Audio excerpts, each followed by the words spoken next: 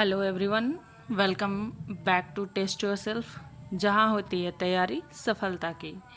आज हम करेंगे मॉडर्न हिस्ट्री के टॉप एमसीक्यू, जो हमारा 300 एमसीक्यू सीरीज का दूसरा पार्ट है। इसके पहले हमने किया था ज्योग्राफी के टॉप मोस्ट इम्पॉर्टेंट एमसीक्यू, जो कि ये सारे एमसीक्यूज़ इम्पॉर्टेंट है बीपीएससी, बिहार एसआई और बिहार और अन्य गवर्नमेंट जो एग्ज़ाम होते हैं उनके लिए ये महत्वपूर्ण है। तो आइए हम अपनी वीडियो को शुरू करते हैं। तो हमारा पहला क्वेश्चन है, 1793 में बंगाल में अस्थाई बंदोबस्त किसने लागू किया था? ऑप्शन ए है lord Dalhousie, lord Wellesley, option B is lord Dalhousie, option C है लॉर्ड कॉर्नवालिस, ऑप्शन डी है वारेन हेस्टिंग्स। तो हमारा आंसर हो जाएगा ऑप्शन सी, लॉर्ड कॉर्नवालिस जो है वो 1793 में बंगाल में अस्थायी बंदोबस्त लागू किए थे। अगला क्वेश्चन है, सनसेट लॉ किस भू राजस्व व्यवस्था से संबंधित है? सनसेट लॉ जो है वो किस भू राजस्व व्यवस्था से संबंधित है?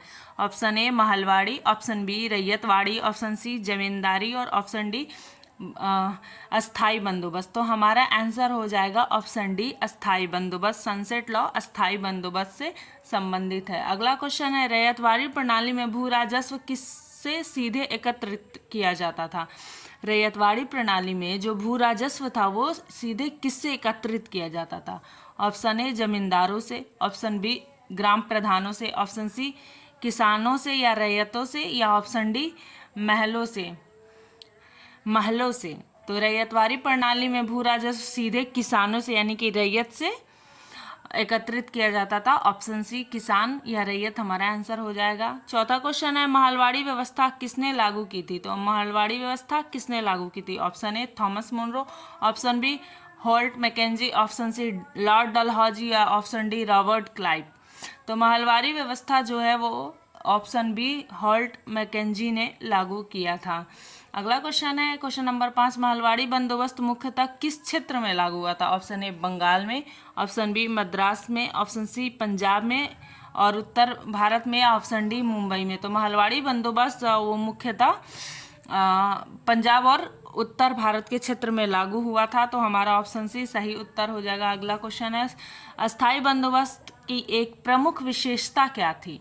तो अस्थाई बंदोबस्त की प्रमुख विशेषता क्या थी? ऑप्शन ए कर हर वर्ष संशोधित होता था, ऑप्शन बी कर अस्थायी रूप से तय किया गया, ऑप्शन सी रैयत जमींदार थे, या ऑप्शन डी कोई जमींदार नहीं था। इसकी विशेषता क्या थी ये बताना है। तो इसकी विशेषता जो थी वो थी कर अस्थायी रूप से तय किया जाता था। जो अस्थायी बंदोबस्त था इसकी विशेषता ये थी कि इसमें जो कर था वो अस्थायी रूप से तय किया जाता था। तो हमारा आंसर ऑप्शन बी हो जाएगा, कर अस्थायी रूप से तय किया जाता था।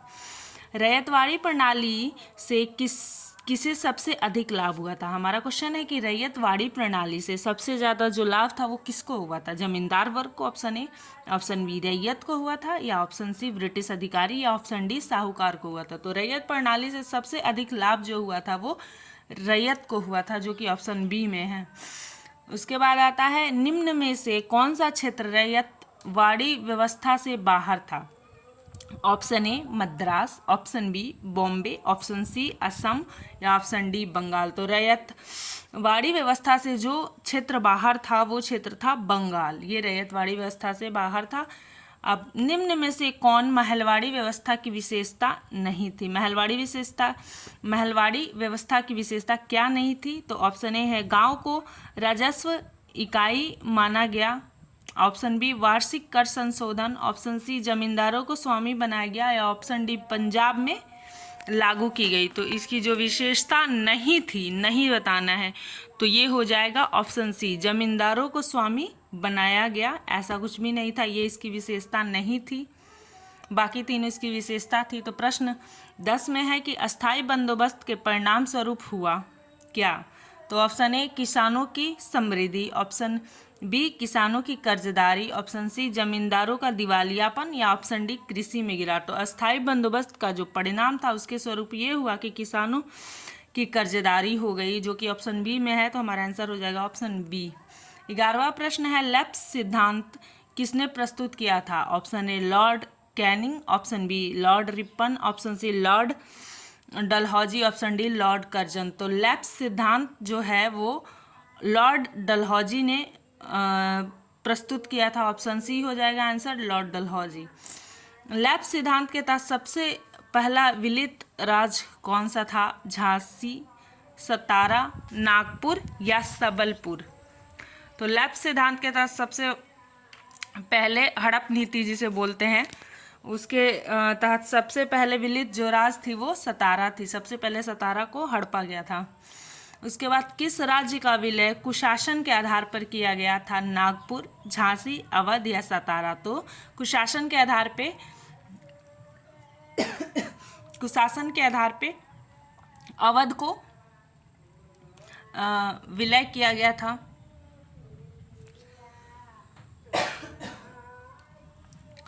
क्वेश्चन नंबर 14 है, झांसी के विलय का विरोध किसने किया था? Option A Rani Durgavati, option B Rani Lakshmibai, option C Hazrat Mahal या ऑप्शन डी किन्नूर चेन्मा? तो हमारा आंसर हो जाएगा option B Rani Lakshmibai. 15वां question है, मैं अपनी झांसी नहीं दूंगी किसका कथन था? Hazrat Mahal, option B Laxmibai, option C Rani Durgavati या ऑप्शन डी नाना साहब? आप लोग भी अटेम्प्ट करने की कोशिश करिए इस क्वेश्चन को। तो हमारा इसका आंसर हो जाएगा ऑप्शन बी लक्ष्मीबाई जो होगा वो उन्होंने कहा था कि मैं अपनी झांसी नहीं दूंगी। नेक्स्ट क्वेश्चन है, अवध के विलय के समय नवाब कौन थे? सआदत अली खान, वाजिद अली खान, शुजाउद्दौला या अशरफ उद्दौला? तो अवध के विलय के समय जो नवाब थे वो थे वाजिद अली खान। ऑप्शन बी सही आंसर होगा। अगला क्वेश्चन है, लैप्स सिद्धांत कब समाप्त किया गया था? 1857 में, 1898, 1859 में या 1861 में? तो option A 57, option B 58, option C 59 और ऑप्शन डी 61। तो ये समाप्त किया गया था ऑप्शन सी 1859 में। अगला क्वेश्चन है, किसकी पेंशन रोके जाने के कारण वे 1857 में विद्रोही बन गए? Option A Kunwar Singh, option B Bahadur Shah Zafar, option C Nana Sahib या ऑप्शन डी तात्या तोपे? तो ऑप्शन सी नाना साहब जो थे उनके पेंशन रोके जाने के कारण वो 1857 की क्रांति में विद्रोही बन गए। अवध के विलय में मुस्लिम साम्राज्य में सबसे अधिक असंतोष किस राज्य के कारण फैला था? तो option A Nagpur, option B Jhansi, option C Satara या ऑप्शन डी अवध? तो अवध के विलय में मुस्लिम समाज में सबसे अधिक असंतोष जो फैला था वो अवध में फैला था। तो हमारा आंसर हो जाएगा ऑप्शन डी। 20वां प्रश्न है, झांसी के गंगाधर राव के दत्तक पुत्र का नाम क्या था? Option A Appa Sahib, option B Damodar Rao, option C Sidhu, option D Raghuji Bhosle? तो गंगाधर राव के दत्तक पुत्र का नाम था दामोदर राव, जो कि ऑप्शन बी में है। ऑप्शन बी दामोदर राव सही आंसर होगा। 21वां प्रश्न है, ब्रह्म समाज की स्थापना किसने की? ऑप्शन ए स्वामी विवेकानंद ने, ऑप्शन बी राजा राम मोहन राय ने, ऑप्शन सी दयानंद सरस्वती ने, ऑप्शन डी ईश्वर चंद्र विद्यासागर ने? ब्रह्म समाज की स्थापना की थी राजा राम मोहन राय, ऑप्शन बी राजा राम मोहन राय ने। स्वामी विवेकानंद ने धर्म संसद में हिंदू धर्म का प्रतिनिधित्व कहाँ किया था? Option A Paris, option B Chicago, option C London या ऑप्शन डी दिल्ली? तो स्वामी विवेकानंद ने शिकागो में धर्म सम्मेलन का प्रतिनिधित्व किया था। तो ऑप्शन बी।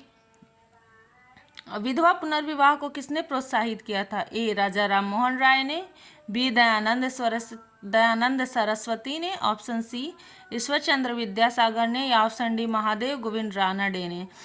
तो विधवा पुनर्विवाह को प्रोत्साहित किया था ईश्वर चंद्र विद्यासागर। ऑप्शन सी ईश्वर चंद्र विद्यासागर सही आंसर होगा। आर्य समाज की स्थापना कब हुई थी? ए 1828, बी 1875, सी 1885 या डी 1867? तो ऑप्शन होगा इसका बी 1875 में आर्य समाज की स्थापना हुई थी, ये होगा सही आंसर। उसके बाद 25वां क्वेश्चन है, थियोसॉफिकल सोसाइटी किससे संबंधित है? ए बाल Gangadhar Tilak, be Annie Besant, सी गोपाल कृष्ण गोखले या डी दादा भाई नौरोजी? तो थियोसॉफिकल सोसाइटी जो है वो एनी बेसेंट से संबंधित है, ऑप्शन बी एनी बेसेंट। 26वां प्रश्न है, रामकृष्ण मिशन की स्थापना किसने की? ए Ramakrishna Paramhans, B Swami Vivekananda, option C Debendranath Tagore या ऑप्शन डी केशव चंद्र सेन। तो रामकृष्ण मिशन की स्थापना जो थी वो स्वामी विवेकानंद ने की थी, ऑप्शन बी स्वामी विवेकानंद सही आंसर होगा। 27वां प्रश्न है, वेदों की ओर लौटो किसका संदेश था? Option A Raja Ram Mohan Roy, option B Dayanand Saraswati, option C Vivekananda या ऑप्शन डी ईश्वर चंद्र विद्यासागर। तो वेदों की ओर लौटो कहा था दयानंद सरस्वती ने, ऑप्शन बी दयानंद सरस्वती सही आंसर होगा। 28वां प्रश्न है, बंगाल में महिलाओं की शिक्षा और विधवा पुनर्विवाह को किसने बढ़ावा दिया? Option A Keshav Chandra Sen, option B Dayanand Saraswati, option C Ishwar Chandra Vidyasagar या ऑप्शन डी रविंद्रनाथ टैगोर। तो बंगाल में महिलाओं की शिक्षा और विधवा पुनर्विवाह को बढ़ावा दिया था ईश्वर चंद्र विद्यासागर ने, जो कि ऑप्शन सी है ईश्वर चंद्र विद्यासागर सही आंसर होगा। 29वां प्रश्न है, प्रार्थना समाज की स्थापना कहाँ हुई थी? Option A Calcutta, option B Bombay, option C Madras या ऑप्शन डी पुणे। तो प्रार्थना समाज की जो स्थापना हुई थी वो बॉम्बे में हुई थी, ऑप्शन बी बॉम्बे सही जवाब होगा। 30वां प्रश्न है, अलीगढ़ आंदोलन से कौन जुड़ा हुआ था? Option A sir Syed Ahmad Khan, option B Ashraf Ali Thanvi, option C Badruddin Tyabji, option D Maulana Azad. तो अलीगढ़ आंदोलन से जुड़े हुए थे सर सैयद अहमद खान, जो कि ऑप्शन ए में है सर सैयद अहमद खान, ये होगा सही आंसर। तो आज के इस सीरीज़ में हमने 30 प्रश्न पूरे किए। अगर आपको वीडियो पसंद आया तो वीडियो को लाइक करिए, शेयर करिए अपने दोस्तों के साथ और चैनल को सब्सक्राइब करिए। हम फिर मिलेंगे अगली सीरीज़ में, तब तक पढ़ते रहिए, बढ़ते रहिए। Thank you so much. जय हिंद।